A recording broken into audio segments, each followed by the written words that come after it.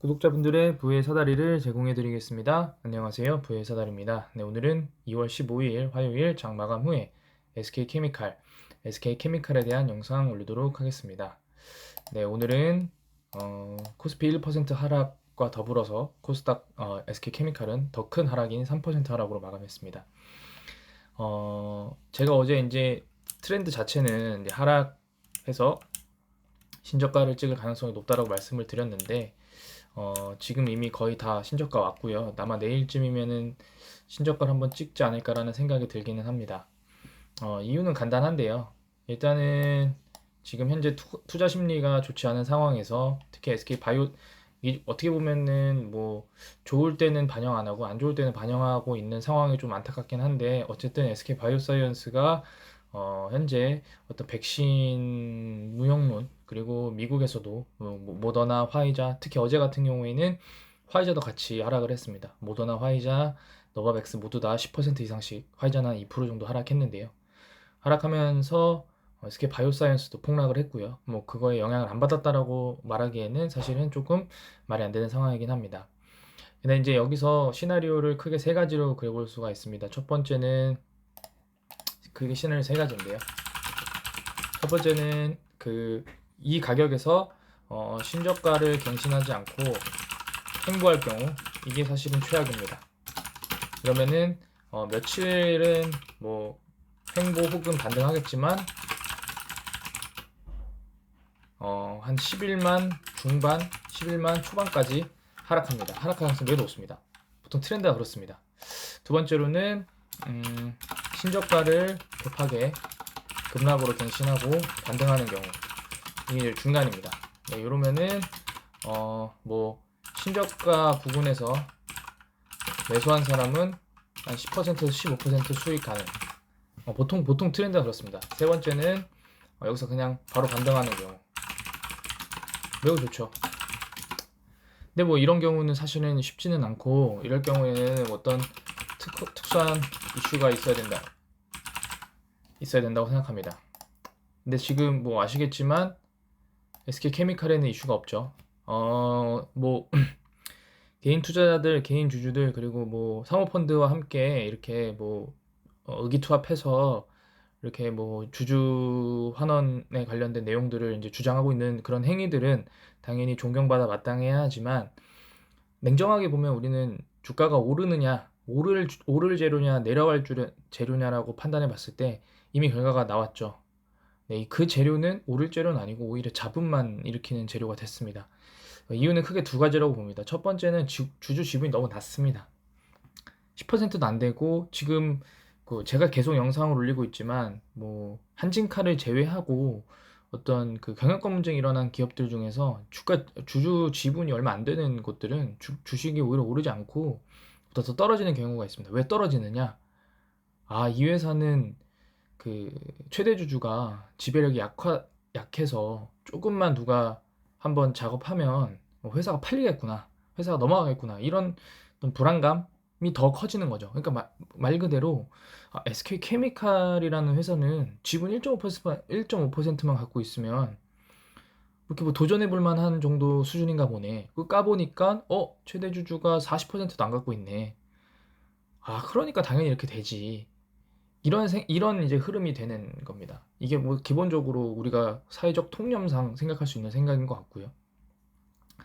뭐 물론 이런 사모펀드나 어떤 행동주의 펀드들이 실제로 지분을 계속 매입하고 1.5% 그치지 않고 3%, 5% 그래서 뭐 6개월이 지났더니 5% 이상이어가지고 어떤 다트의 공시에 떠버리고 이래버리면 그것도 또 다른 얘기입니다. 이 펀드가 현재 초기에는 지분이 적었지만 이 회사의 어떤 미래 가치를 보고 또 진정으로 투자나 어떤 주주 환원에 대해서 힘을 쓰는구나라고 생각이 되면 그때는 또 여론이 달라집니다. 근데 지금은 하는 행태가 물론 지분을 확보하고는 있지만 개인 주주들을 연합해서 지금 대응하는 거기 때문에 사실 쉽지는 않습니다. 왜냐하면 그 개인 주주들이 계속 주식을 보유하고 있어야 되는 상황인데 어떤 그 개개인의 그 보유를 확답할 수 있는 상황은 아니지 않습니까? 그런 관점으로 봤을 때 현재 상황은 좀 오히려 좋지는 않다라는 생각이 듭니다. 일단 매매 동향을 보게 되면은 오늘 외국인이 100억, 10억 정도밖에 안 해요. 10억 정도를 매도했고요. 개인이 2억을 매수했고 기관이 6억을 매수했는데 실은 금투랑 연기금이 이틀 연속 매수를 해주고는 있지만 매수하는 수량이 워낙 적어서 저는 아직까지는 뭐 크게 의미를 부여하고 싶지는 않습니다. 그리고 현재 지금 주가가 금투가 팔았을 때는 13만 원대, 금투가 다시 매수하는 때는 12만 초반대이기 때문에 높은 가격에 사서 뭐 지금 이 단기로 봤을 땐 높은 가격에 사서 이제 낮은 가격에 사서 높은 가격에 팔고 다시 재매수하는 그런 모습으로밖에 보이지는 않습니다. 그리고 뭐 과거에 사모펀드가 좀 움직이긴 했었는데 지금은 현재 매수의 수량도 완전히 다 줄어든 상태고요. 뭐 그렇기 때문에 지금 사모펀드가 지속적으로 매수하고 있다라고 느껴지지는 않습니다. 공매도는 지금 8% 나왔고요. 대차 잔고를 보겠습니다. 공매도 같은 경우에는 뭐 지금 현재 상태에서는 거래량도 줄고 공매도량도 크게 많지 않아서 이 공매도 때문에 사실은 떨어졌다라고 하기에는 뭐 말도 안 되는 상황인 것 같고, 대차 잔고는 현재 지금 줄어든 상태에서 가만히 있는 상태로 보여집니다. 지금 상태에서 사실 잔고가 상당히 많이 줄어들어 있는 상태입니다. 930억이면 거의 뭐 엄청 예전, 한 6개월 전 최저치입니다. 이런 상태인데도 불구하고 주가는 역사상 최저치죠. 2년 사이에 그런 부분들이 있고, 추가적으로 이 공매도 잔고를 좀 보겠습니다. 잔고도 지금 계속 줄고 있습니다. 공매도 잔고도 줄고 있고 1.19%입니다. 공매도 잔고도 줄고, 그 다음에 대차 잔고도 줄고, 그 다음에 뭐 공매도는 뭐 오르락 내리락 하고 있지만 어쨌든 공매도는 그냥 뭐 급등하지는 않고, 근데 현재 어떤 그 수급 측면에서 외국인이 팔자마자 이제 하락을 이제 견인하고 있죠. 사실 여기 프로그램 매도도 한 몫을 하고 있습니다. 이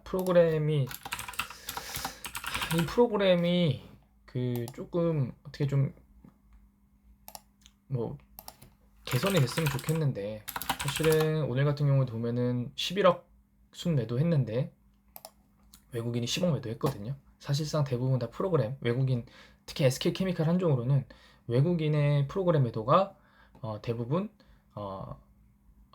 그 시장을 이끈다라고 볼 수 있습니다. 특히 지금 보게 되면은 보통 이건 추정인데요. 신한금투에서 조금 프로그램 매도 외국인으로 돌리는 게 아닌가. 지금 누적 17만 주 정도인데요. 좀 그래 보이긴 합니다. 네. 지금 이게 오늘 아니군요.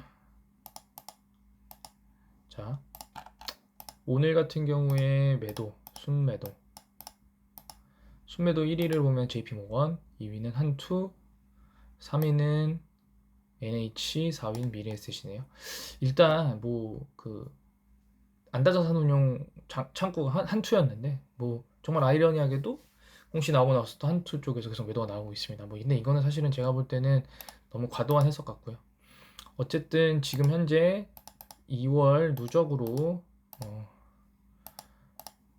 JP모건이 순매수, 그다음에 다 외국계 증권사들이 순매수를 하고 있습니다. 그런 상태이기 때문에 이 외국계 증권사들이 순매수의 상위권에 있고, CS를 제외한 뭐 나머지 투자 증권들은 다 국내 투자자 증권이기 때문에 외국계 증권사에서 프로그램으로 돌리는 경우가 많은 상황이 아닌가라는 좀 생각이 듭니다. 일단은 그래서 간단히 말씀드리면 현재 지금 볼린저 밴드 하단은 거의 다 왔습니다. 볼린저 밴드 하단은 지금 11만 8,800원인데 단기 급락으로 지금 이와 같은 모습을 또 그릴 수 있습니다. 차라리 이런 모습을 그려줘야 어쨌든 여기서 14만 5천, 그러니까 13만 9천 원에 사셨던 분들은 어쨌든 15만 5천 원에 매도할 수 있는, 이렇게 단기로 매도할 수 있는 그런 위치가 나올 수 있기 때문에 이 부분에 대해서는 이런 모습이 나와야지 이런 모습들이 나오면 안 된다라는 생각이 좀 듭니다. 이렇게 해버리면 사실은 만약에 이때 사는 사람들, 물론 12만 6천에 사신 분들도 뭐 한 4, 5천 원 먹고 팔 수는 있는데요. 어쨌든 단기로 매도하면 최소 3%에서 5% 이상은 수익을 봐야 되기 때문에 현재 상태에서는 그런 식으로 해야 된다. 지금 보게 되시면은 사실은 정말 어처구니가 없는 거는 그 권리락 무상증자 하고 나서 반토막 났습니다. 네, 거의 반토막 났고요. 지금 주가가 최고점 대비 61%, 적자나는 기업도 거의 이 정도 수준인데요. 거의 적자나는 수준으로 나와 있지만 현재 상황에서는 주가 상승할 수 있는 모멘텀이 없다, 라는 게 사실 지배적 의견인 것 같습니다.